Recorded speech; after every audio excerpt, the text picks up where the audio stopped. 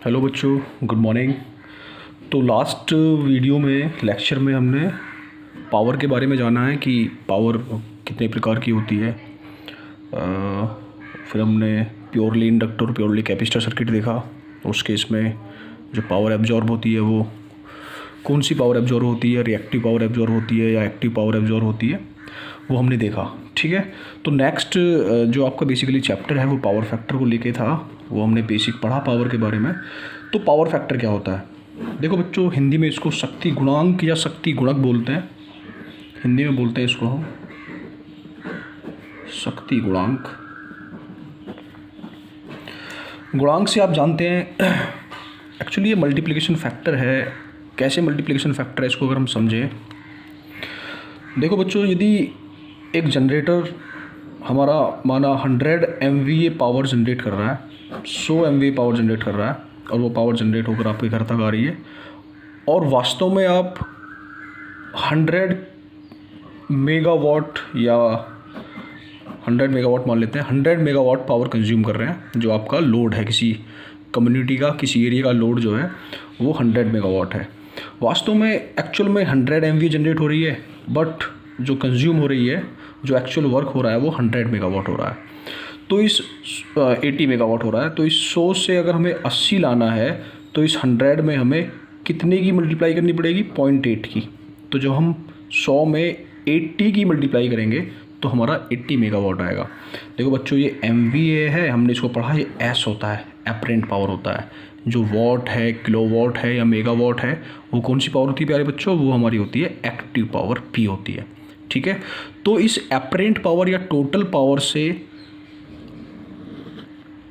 Active power आने में हमें किस मल्टीप्लिकेशन फैक्टर की मल्टीप्लाई करनी पड़ रही है, वही पावर फैक्टर है। आप समझ रहे हैं? तो S × 0.8 will be your P। समझ में आ रहा है ना कॉन्सेप्ट? तो अगर हम S में 0.8 की मल्टीप्लाई कर दें, 100 में 0.8 की मल्टीप्लाई करें तो हमें P मिलेगा। ठीक है, इसको रिप्रेजेंट करते हैं हम cos phi से। किससे करते हैं? cos phi से। तो cos phi equals to P/S। देखो यहाँ से देखें, अगर हम 0.8 इक्वल्स टू, अगर हम करते हैं S × 0.8 इक्वल टू P आ गया, तो 0.8 इक्वल्स टू P/S। ठीक है ना, P/S। तो ये cos phi equals to P/S।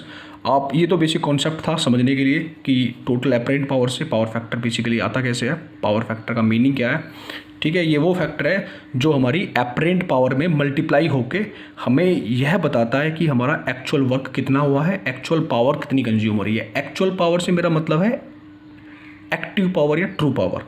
ठीक है बच्चों, हम सिंपल, आप लोग डेफिनेशन अगर पेपर में आती है तो सिंपल आपको डेफिनेशन देनी है।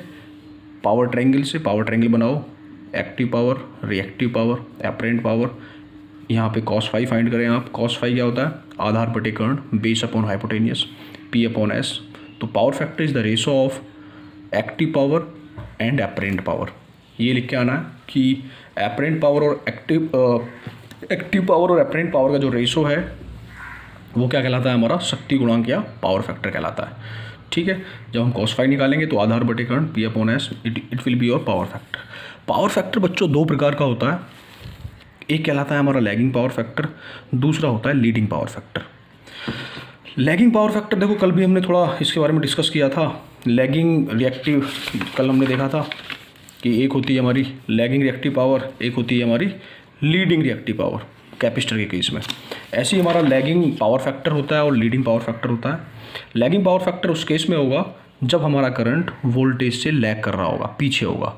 जब आपका करंट सप्लाई वोल्टेज से पीछे होता है तो पावर फैक्टर जो आता है, इस केस में जो पावर फैक्टर होगा cos of this phase angle, वो आपका लैगिंग पावर फैक्टर होगा।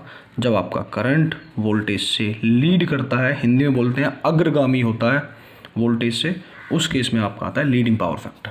ठीक है, तो ये पावर फैक्टर के बारे में था। अब बहुत इंपॉर्टेंट ये पॉइंट है,